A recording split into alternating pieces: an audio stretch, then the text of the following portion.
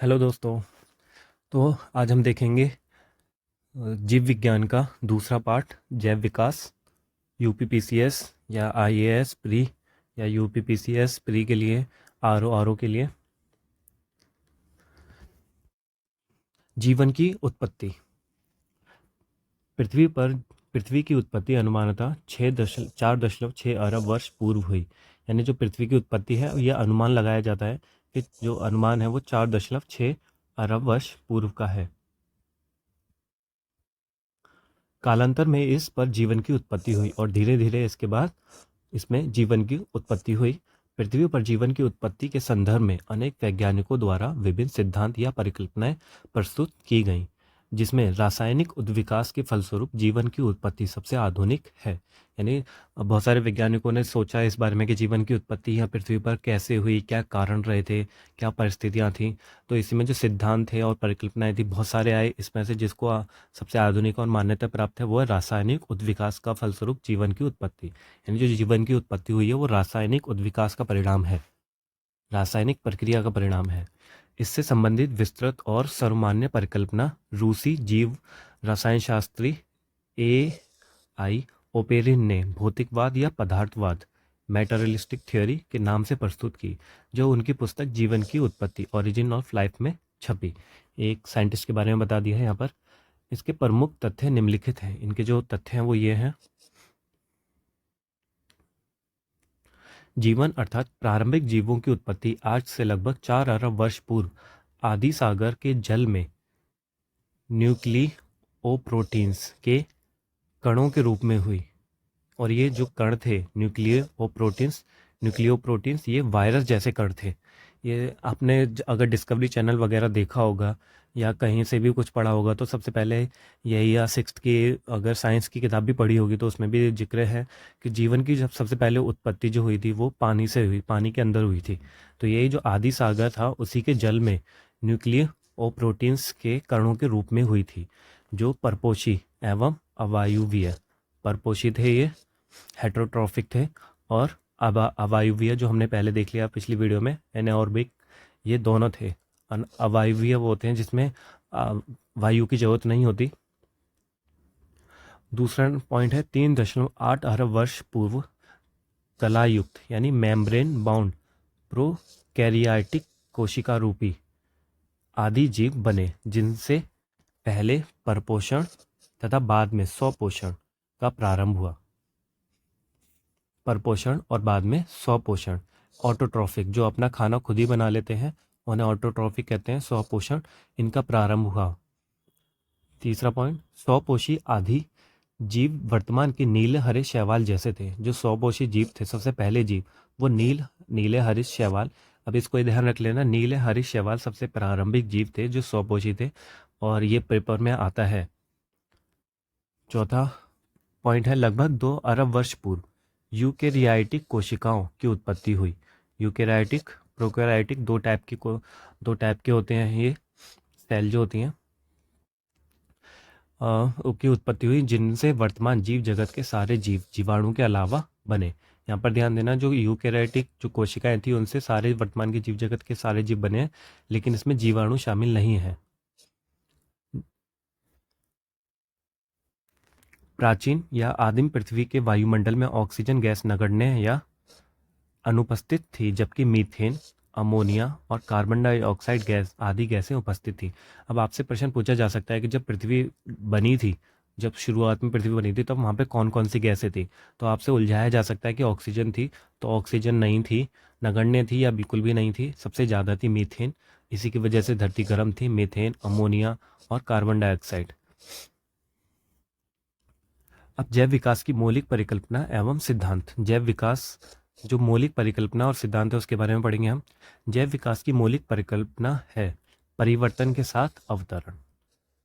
ये है जो मौलिक परिकल्पना है, परिवर्तन के साथ अवतरण। डिसाइड विथ चेंज और मॉडिफिकेशन, यानी परिवर्तन के साथ साथ अपने आप को चेंज कर लेना। अर्थात निम्न कोटि के सरल जीवों से क्रमिक परिवर्तनों द्वारा अधिक विकसित एवं जटिल जीवों की उत्पत्ति ही जैव विकास कहलाता है। जैसे हमारा बोला जाता है कि मनुष्य कैसे आज ऐसे बन गए। तो कहते हैं मनुष्य पहले दूसरे समूह के थे, धीरे धीरे इसमें परिवर्तन आया और फिर हम विकसित हुए और अभी भी मनुष्य विकसित हो रहा है। तो यही है कि पहले मनुष्य निम्न कोटि का था और उसमें धीरे धीरे धीरे धीरे क्रमिक परिवर्तन हुए और वो अधिक विकसित हो गया और जटिल जीव बन गया।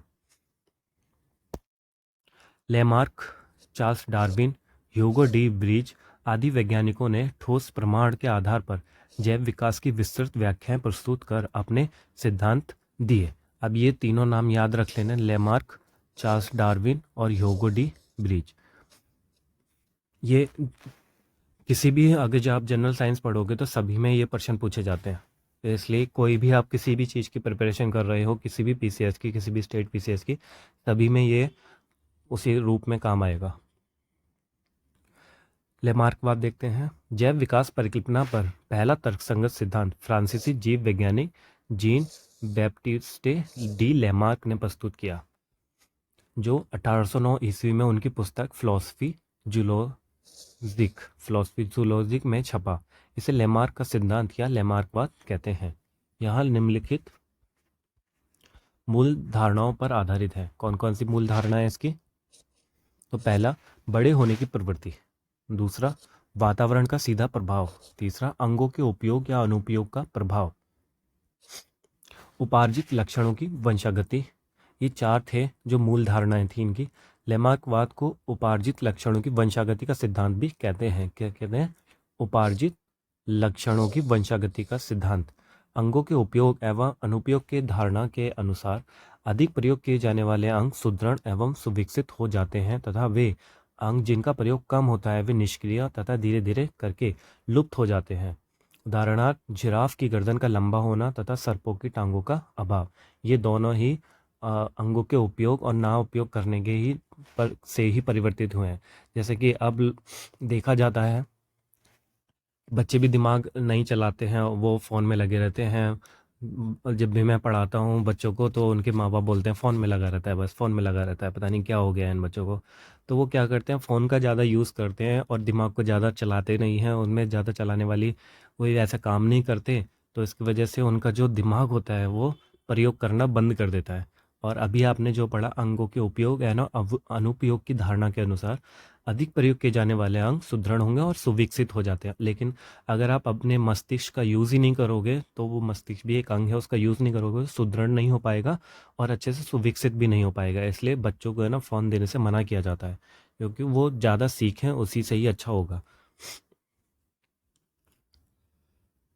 इसलिए आप भी अपने दिमाग का यूज़ किया करो और जितना ज़्यादा दिमाग का यूज़ करेंगे हम उतना ही सुदृढ़ होंगे और उतना ही सुविकसित होगा।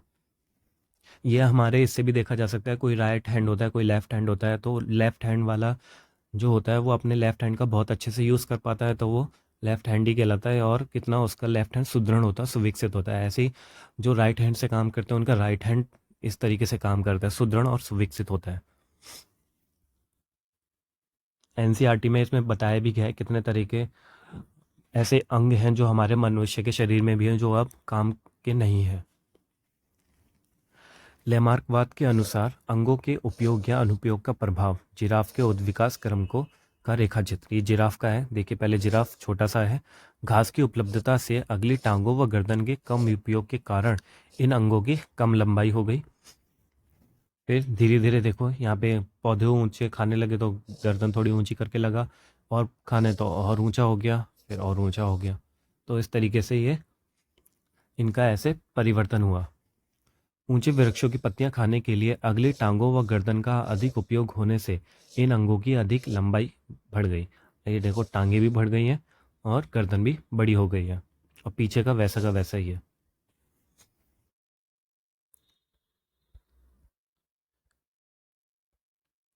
अब दूसरे नंबर पर आते हैं डार्विनवाद।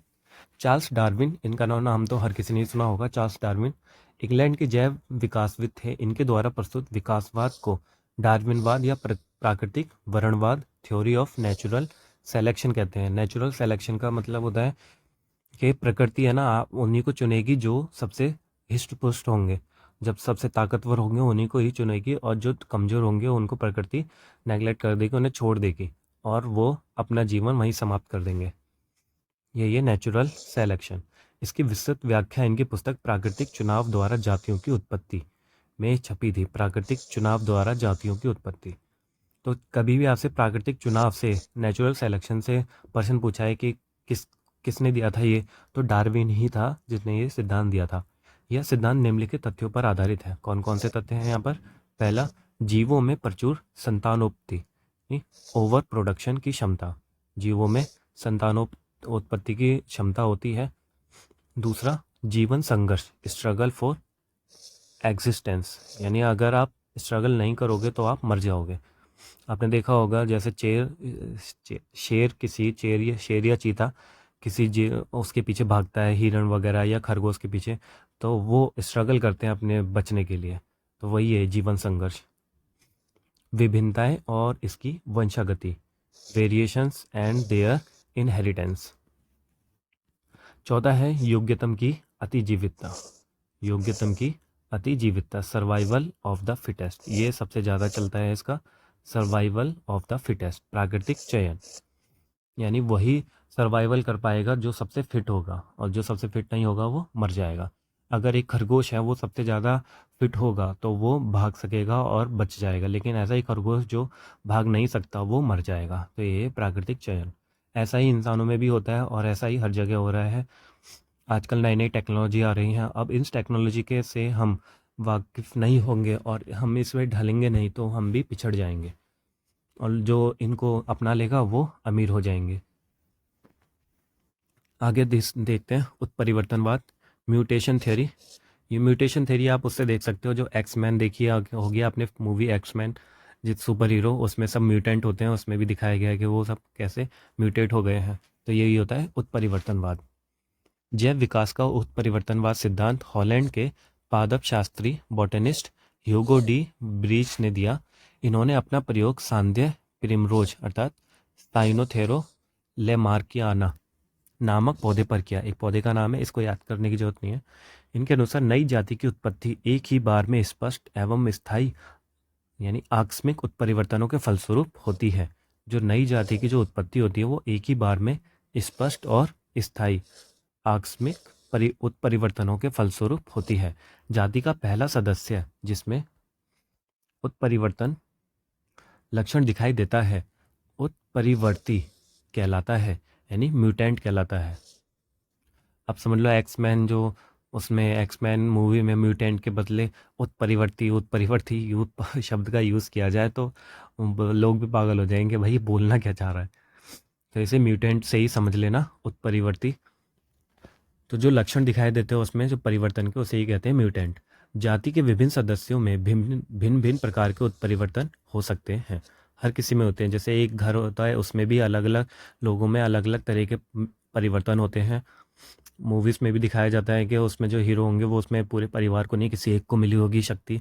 ऐसे ही हमारे घर में भी है, मेरे भैया बहुत पढ़े लिखे हैं और उसको बहुत जल्दी समझ में आ जाता है, बस मैं थोड़ा सा उनसे 2 कदम पीछे हूँ। तो ऐसे ही ज़रूरी नहीं है हर किसी में एक जैसा हो, और कोई मेरे जो कज़न है वो मेरे से भी ज़्यादा पीछे हैं। तो हर किसी का अलग अलग होता है। और ये मैं इसलिए बता रहा था क्योंकि यहाँ लिखा है जाति के विभिन्न सदस्यों में। तो जैसे हमारी ह्यूमन जाति हो गई, तो उसी में विभिन्न जितने भी सदस्य हैं उनमें अलग अलग उत्परिवर्तन हो सकते हैं। एक स्टडी आई थी जिसमें बोला गया था कि मानव में दूसरे अन्य शरीर के अंग विकसित हो रहे हैं अंदर, तो वो लेकिन पूरे हर किसी मानव में नहीं है, वो कुछ लोगों में ही अभी पता चले हैं, साइंटिस्ट ने ढूंढे हैं। तो वो ये भी एक परिवर्तन का ही रूप है जो धीरे धीरे सभी में दिखेगा बाद में। अब महत्वपूर्ण तथ्य देख लेते हैं कुछ। आर्कियोप्टेरिस्क, ये क्या है? आर्कियोप्टेरिस्क जुरैसिक युग का एक सर्व पुरातन पक्षी था। ये पक्षी का नाम है, जिसका जीवाश्म लगभग 15 करोड़ वर्ष पुरानी जुरैसिक चट्टानों से मिले हैं। यह सरीसृपों तथा पक्षियों के बीच का संयोजक कड़ी था। ये सरीसृप और पक्षी, इन दोनों के बीच की कड़ी है। ये सरीसृप वही होते हैं जो रेंगने वाले होते हैं या फिर पानी रेंगने वाले होते हैं, पक्षी आसमान में उड़ने वाले, उनके बीच की संयोजक कड़ी है, कनेक्टिंग लिंक था, जिसमें सरीसृपों की भांति लंबी पूंछ थी। सरीसृपों की भांति लंबी पूंछ, चोंच में दांत तथा अग्रपादों की उंगलियों पर पंजे थे।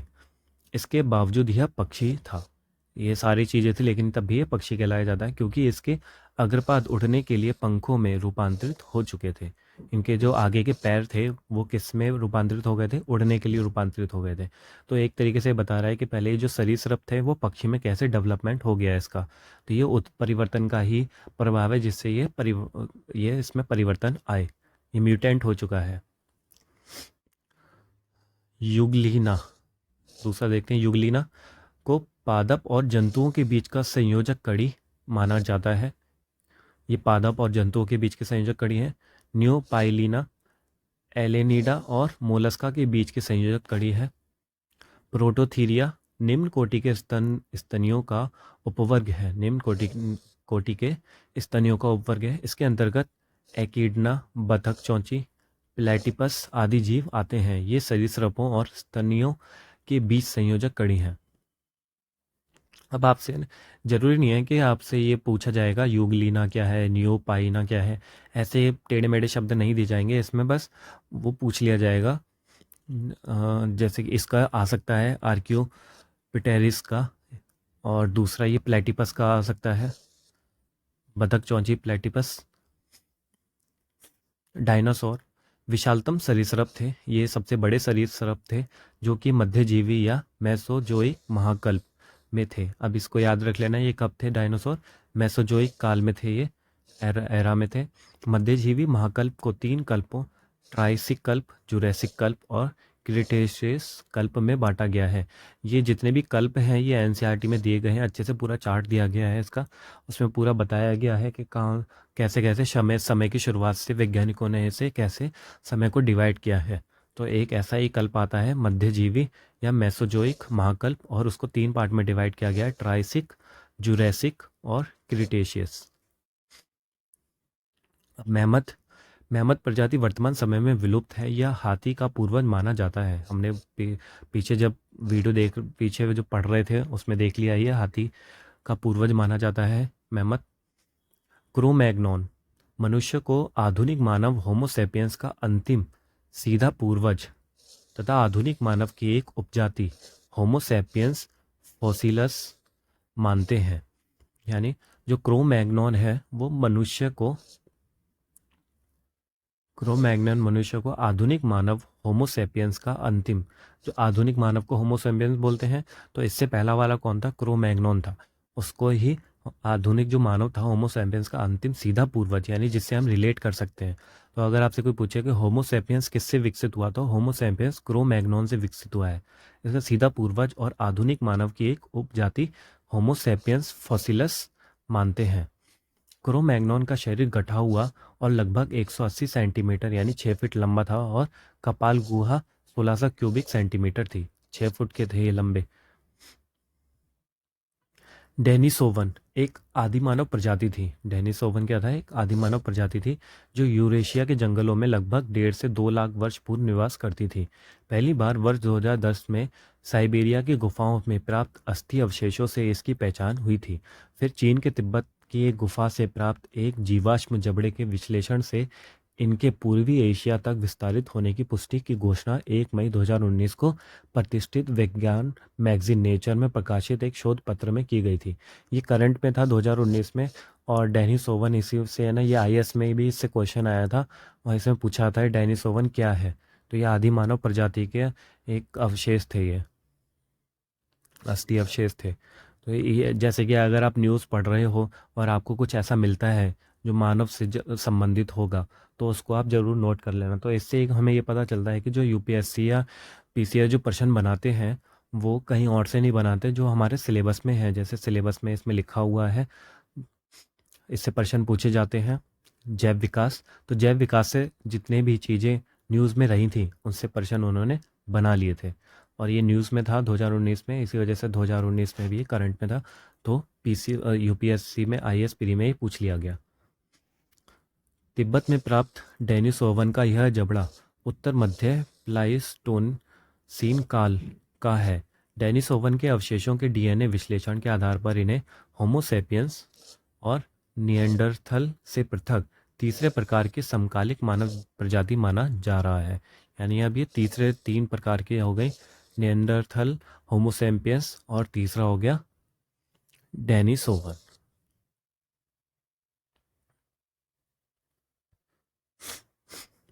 ये खत्म हो गया। आप कुछ प्रश्न देख लेते हैं।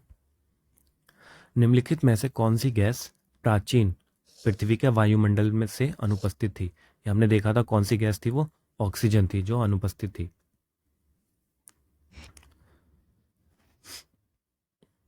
सबसे ज़्यादा तब थी मीथेन थी, अमोनिया थी और कार्बन डाइऑक्साइड थी।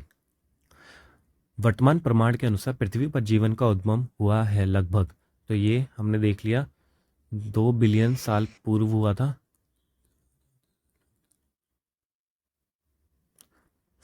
2 अरब वर्ष पूर्व।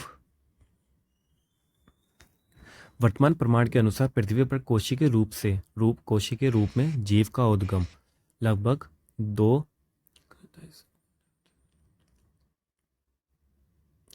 अरब वर्ष पूर्व हुआ था, ये जो उद्गम था। और यहाँ पर ये बोला जा रहा है कोशी के रूप से जीव का उद्गम, जिसमें कोशिका बनी थी, सेल बनी थी, उस वाले जीव के बारे में बताया जा रहा है, उसका 2 अरब वर्ष पूर्व हुआ था। प्रारंभ में जीव साधारण तथा एक कोशिकीय थे। एक कोशिकीय वो होते जिसमें सारा काम एक कोशिका ही करती है, जैसे अमीबा वगैरह हो गया, उसमें और किसी दूसरे कोशिका की जरूरत नहीं होती, सारे एक ही कोशिकीय जीव होते हैं, वो सारा काम एक ही कोशिका करती है। फिर बाद में बहुकोशिकीय जीव, जैसे कि हम हो गए इंसान, बहुकोशिकीय जीव हैं, जितने भी जानवर हैं, इंसान हैं, पेड़ पौधे हैं, वो सब बहुकोशिकीय जीव हैं। इसमें बहुत सारी सेल्स होती हैं, अलग अलग डिफरेंशिएट वर्क करती हैं, ये सारे इनका विकास हुआ, जो कि यूकेरियोटिक कोशिका वाले होते हैं। ज्ञातव्य है कि जीवाणु तथा नीलहरी शैवाल, जो जीवाणु और नीले हरी शैवाल हैं, वो साधारण किस्म के प्राक्योरेटिक कोशिका वाले होते हैं। पृथ्वी पर सबसे पुराना जीव कौन सा है? तो सबसे पुराना जीव है नील हरित शैवाल। ये हमने देख लिया था, नील हरित शैवाल है सबसे पुराना। पृथ्वी पर सबसे पुराना जीव नील हरित शैवाल है। ये ऐसे प्रथम जीव हैं जिन्होंने सूर्य के प्रकाश एवं जल के प्रयोग से भोजन का निर्माण करना प्रारंभ किया। हमने देखा था ऑटोट्रॉफ, ये सबसे पहले यही थे। इस प्रक्रिया से उत्पन्न हुई ऑक्सीजन गैस वायुमंडल में फैलने लगी, जो अन्य जीवों के विकास में सहायक हुई। अब ये आए थे, इसी से ही इन्होंने जब भोजन का निर्माण शुरू किया, तो भोजन के निर्माण से ऑक्सीजन गैस ये बाहर निकालते हैं, और ऑक्सीजन गैस धीरे धीरे वायुमंडल में फैलने लगी, और उसी से फिर जीवन का, अन्य जीवों का विकास हुआ। डार्विन द्वारा प्रस्तुत प्राकृतिक वर्णवाद निम्न में से किस पर आधारित है? तो ये ओवर प्रोडक्शन, ये भी हमने देख लिया। ओवर प्रोडक्शन 4 थे उसके, struggle for existence and variation, survival of the fittest. तो ये तीनों ऑप्शन है इसमें, तो तीनों में ये सारे उपयुक्त डी सभी सही होंगे। चार्ल्स डार्विन इंग्लैंड के जैव विकासविद थे। इन्होंने डार्विनवाद प्रस्तुत किया। डार्विनवाद को प्राकृतिक वर्णवाद, थ्योरी ऑफ नेचुरल सेलेक्शन भी कहते हैं। डार्विनवाद की विस्तृत व्याख्या इनके पुस्तक प्राकृतिक चुनाव द्वारा जातियों की उत्पत्ति में छपी। डार्विन का प्राकृतिक वर्णवाद over production, struggle of existence and variations तथा सर्वाइवल ऑफ द फिटेस्ट, इन तीनों पर आधारित है। पुस्तक the origin of the species किसने लिखी थी? तो ये डार्विन ने लिखी है, हमने देख लिया ऊपर, the origin of species. The origin of species ये जो पुस्तक थी वो डार्विन द्वारा लिखी गई है। चार्ल्स डार्विन इंग्लैंड के जैव विकासविद थे। इनके द्वारा प्रस्तुत विकासवाद को डार्विनवाद या प्राकृतिक वर्णवाद कहते हैं। अब इस सीरीज से ना इस फ़ायदा ये होता है कि मेरा तो बहुत सारा रिवाइज हो ही रहा है बार बार। मैं पहले खुद भी पढ़ता हूँ, फिर दोबारा यहाँ पर भी पढ़ता हूँ, तो मेरा 3-4 बार है ना, एक ही बार में 3-4 बार रिवाइज हो जाता है। तो और इतने सारे क्वेश्चन करने पे, क्योंकि सब रिपीटेड होते हैं, तो चीज़ें जो दिमाग में नहीं रहती तो वो भी घुस जाती हैं। अब एग्ज़ाम आएगा, उससे पहले भी मैं इस सारे को रिवाइज कर लूँगा, तो ये मेरे लिए भी अच्छा रहेगा और ये आपके लिए भी। इसलिए जितना रिवाइज हो सके उतना रिवाइज करिए। प्रश्न संख्या 6 देखते हैं। विकासवाद का सिद्धांत किसने प्रतिपादित किया? ये हमने देख लिया था, विकासवाद डार्विन ने किया था।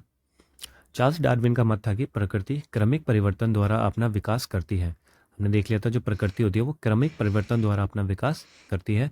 विकासवाद कहलाने वाला यही सिद्धांत आधुनिक जीव विज्ञान की नींव बना। प्रश्न संख्या 7 देखते हैं। जैव विकास को सर्वप्रथम किसने समझाया? तो लैमार्क ने समझाया, हमने देखा था, 3 नाम देखे थे हमने। जैव विकास परिकल्पना पर पहला तर्कसंगत सिद्धांत फ्रांसीसी जीव वैज्ञानिक जीन बैप्टिस्टे डी लेमार्क ने प्रस्तुत किया, जो 1809 ईस्वी में उनकी पुस्तक फिलोसफी जूलॉजिक में छपा। इसे लेमार्क का सिद्धांत या उपार्जित लक्षणों की वंशागति का सिद्धांत कहते हैं। प्रश्न संख्या 8, विकास के उत्परिवर्तन सिद्धांत का प्रतिपादन किसने किया? ह्यूगो डी व्रीज ने। विकास के उत्परिवर्तन सिद्धांत का प्रतिपादन ह्यूगो डी व्रीज ने किया था। विकास के उत्परिवर्तन सिद्धांत को हॉलैंड के पादप शास्त्री म्यूटेशन थियोरी का ह्यूगो डी व्रीज ने किया था। इसके अनुसार नई जाति की उत्पत्ति अचानक एक ही बार में होने वाली स्पष्ट तथा स्थायी बड़ी विभिन्नताओं के कारण होती है। जाति का पहला सदस्य जिसमें उत्परिवर्तन लक्षण दिखाई देता है उत्परिवर्ती कहलाता है। इन्होंने अपना प्रयोग सांदे प्रिमरोज, ये एक पौधा था, उस पर किया था। सूची 1 और 2 को मिलाना है। इसमें देखते हैं कौन सा सुमिलित है। तो विकास का सिद्धांत हमने देख लिया, डार्विन ने दिया था। म्यूटेशन का सिद्धांत डी ब्रीज, हमने देख लिया, फ्रांसीसी थे ये। एक जीन एक एंजाइम की परिकल्पना, एक जीन और एक एंजाइम की परिकल्पना बीडल और टेमम ने दी थी। ऑपेरॉन अवधारणा जेकब और मोनोट ने दी थी।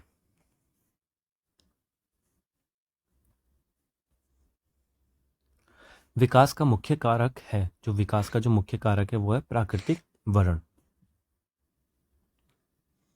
जैव विकास का मुख्य कारण प्राकृतिक वर्ण है, क्योंकि यही विभेदों एवं अन्य हासिल किए हुए जीनों को अगली पीढ़ी में दिशा प्रदान करता है। नेचुरल सेलेक्शन हमने देख लिया था ये वाला। प्राकृतिक वर्ण या चयन एक ऐसी प्रक्रिया है जिसके कारण जीवों की आबादियों में जीन रूपों एवं एलीली जीनों दोनों की ही आवृत्तियों में महत्वपूर्ण परिवर्तन होते रहते हैं। नेक्स्ट प्रश्न देखते हैं। जैव विकास के संदर्भ में सांपों में अंगों का लोप होने को स्पष्ट कीजिए। वो आईएएस में आ रखा है ये। तो जो इनका सांपों का जो अंगों का लोप हो गया वो क्योंकि उन्होंने उपयोग करना बंद कर दिया था। तो अंगों का उपयोग तथा अनुपयोग किए जाने से इनके जो अंग थे वो लोप हो गए। जो मैंने अभी आपको बताया था, अगर हम दिमाग का यूज़ नहीं करेंगे तो हमारे दिमाग का भी लोप हो जाएगा, इसलिए दिमाग का यूज़ करना चाहिए हमें। आज के ज़माने में तो बस एक चीज़ है जो सबसे ज़्यादा यूज़ होती है, वो है आँखें और हमारे अंगूठे। तो आँखें और अंगूठे तो कहीं जाएंगे नहीं, लेकिन जो दिमाग होगा उसका यूज़ नहीं करते वो चला जाएगा। क्या कर रहा था मैं। फ्रांसीसी जैव वैज्ञानिक लेमार्क के अनुसार परिवर्तन शरीर के उपयोग तथा अनुपयोग के कारण होते हैं। जो परिवर्तन होते हैं वो शरीर में जितना आप उपयोग कर रहे हो और अनुपयोग कर रहे हो उसके कारण होंगे। बदलते वातावरण में जीवधारी नई आवश्यकताओं की पूर्ति हेतु अपने कुछ अंगों का अधिक प्रयोग करते हैं, जबकि कुछ अंगों का कम, जिसके कारण अधिक प्रयोग किए जाने वाले अंग सुदृढ़ एवं सुविकसित हो जाते हैं तथा वे अंग जिनका प्रयोग कम होता है वे निष्क्रिय तथा धीरे धीरे करके लुप्त हो जाते हैं, जिसका उदाहरण हमारे शरीर के अवशेषी अंग हमारे शरीर में भी हैं। लेमार्क ने अंगों के अनुपयोग के उदाहरण के रूप में सर्पों में टांगों के अभाव को बताया है। भारत की विशाल वन्य बिल्लियों में किसके बारे में कहा जाता है कि वह हाल ही में विलुप्त हो गई है? तो भारत से एक ही चीज़ जो विलुप्त हुई है वो है चीता। ये हाल ही में अभी इसमें भारत सरकार ने दूसरे देशों से चीते भी मंगाए हैं और इनको मध्य प्रदेश के नेशनल पार्क में वहाँ पर रखा भी है। तो इससे भी प्रश्न पूछा जा सकता है। जब हम करंट करेंगे तो मैं इसमें बताऊंगा सारा जितना भी करंट का है। आधुनिक मनुष्य के हाल का पूर्वज है, जो आधुनिक मनुष्य है उसका हाल का पूर्वज पूछा जा रहा है तो क्रो-मैग्नोन मनुष्य हमने देख लिया था। क्रो-मैग्नोन मनुष्य को आधुनिक वैज्ञानिक वर्तमान मानव होमो सेपियंस का अंतिम सीधा पूर्वज तथा आधुनिक मानव की एक उपजाति होमो सेपियंस फॉसिलस मानते हैं। क्रो-मैग्नोन का शरीर घटा हुआ और लगभग 180 सेंटीमीटर यानी 6 फुट लंबा था और इसकी कपाल गुहा 1600 क्यूबिक सेंटीमीटर थी। शब्द डेनिसोवन, अभी हमने देखा था डेनिसोवन क्या था, एक आदिमानव जाति थी, एक प्रकार के डायनासोर के जीवाश्म या फिर पूर्वोत्तर भारत में प्राप्त एक गुफा तंत्र, भारतीय उपमहाद्वीप के इतिहास में एक भूवैज्ञानिक कल्प। तो ये हमने देख लिया था, यह है एक आदिमानव जाति। जो स्पीशीज थी मैंने बताया था, ये करंट में था और इससे यूपीएससी ने प्रश्न पूछा था 2019 में। डेनिसोवन एक आदि मानव प्रजाति थी जो यूरेशिया के जंगलों के लगभग 1.5 से 2 लाख वर्ष पूर्व निवास करती थी। पहली बार वर्ष 2010 में साइबेरिया की गुफाओं में प्राप्त अस्थि अवशेषों से इसकी पहचान हुई थी तथा फिर चीन के तिब्बत की एक गुफा से प्राप्त एक जीवाश्म जबड़े के विश्लेषण से इसके पूर्वी एशिया तक विस्तारित होने की पुष्टि की घोषणा 1 मई 2019 को प्रतिष्ठित विज्ञान मैगजीन नेचर में प्रकाशित एक शोध पत्र में की गई है। तिब्बत में प्राप्त डेनिसोवन का यह जबड़ा उत्तर मध्य प्लास्टोसीन काल का है। डेनिसोवन के अवशेषों के डीएनए विश्लेषण के आधार पर इन्हें होमो सैपियंस और निएंडरथल से पृथक तीसरा प्रकार के समकालीन मानव प्रजाति माना जा रहा है। अगला प्रश्न देखते हैं, आर्कियोप्टेरिक्स क्या है ये? तो जुरासिक युग का सर्व पुरातन पक्षी, ये हमने देख लिया था, इससे सर्व पुरातन पक्षी है ये। आर्कियोप्टेरिक्स जुरासिक युग का एक सर्व पुरातन पक्षी था जिसका जीवाश्म लगभग 15 करोड़ वर्ष पुरानी जुरासिक चट्टानों में से मिलते हैं। यह सरीसृपों और पक्षियों के बीच एक संयोजक जंतु था जिसमें सरीसृपों की भांति लंबी पूंछ थी, चोंच में दांत थे और अग्रपादों की अंगुलियों पर पंजे थे। फिर भी यह पक्षी था। क्यों? क्योंकि इसके जो अग्रपाद थे वो उड़ने के लिए पंखों में रूपांतरित हो चुके थे। यह जंतु जैव विकास को सिद्ध करता है। तो अगर आपसे ये पूछा जाए कि कौन सा जंतु जैव विकास को सिद्ध करता है तो उसमें भी आर्कियोप्टेरिक्स का नाम आएगा, तो इसको याद कर लेना, ये इम्पोर्टेंट हो सकता है। आर्कियोप्टेरिक्स किन वर्गों के प्राणियों के बीच की योजक कड़ी है? तो अभी हमने देखा सरीसृप और पक्षी वर्ग के, यहाँ पर देखा सरीसृप और पक्षी, ये रहा सरीसृप और पक्षियों के बीच की एक योजक कड़ी है। मैमथ पूर्वज थे। मैमथ किसके पूर्वज हैं? हाथी के हैं ये।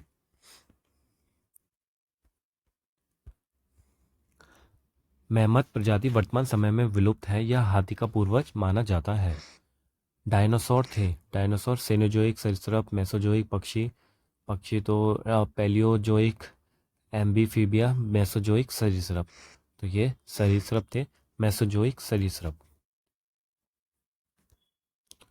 डायनासोर विशालतम सरीसृप थे, रेप्टाइल्स थे जो कि मध्यजीवी या मेसोजोइक महाकल्प एरा में थे। मध्यजीवी महाकल्प को 3 कल्पों ट्राइसिक कल्प, जुरैसिक कल्प तथा क्रिएटेशियस कल्प में बांटा गया है। क्रिएटेशियस में डायनासोर पुष्पीय पादपों स्तनियों का विकास होता रहा, किंतु अंतिम चरण में उत्तरी महाद्वीपों के जुड़ने, गोंडवाना महाद्वीप के पृथ्वी के पृथक होने तथा पृथ्वी पर उल्कापिंडों के गिरने से डायनासोरों सहित लगभग 76% जातियों की व्यापक विलुप्ति हुई। डायनासोर रहे हैं तो मेसोजोइक युग में, अभी हमने देखा ऊपर डायनासोर मेसोजोइक युग में रहे हैं, यहाँ पर मेसोजोइक युग।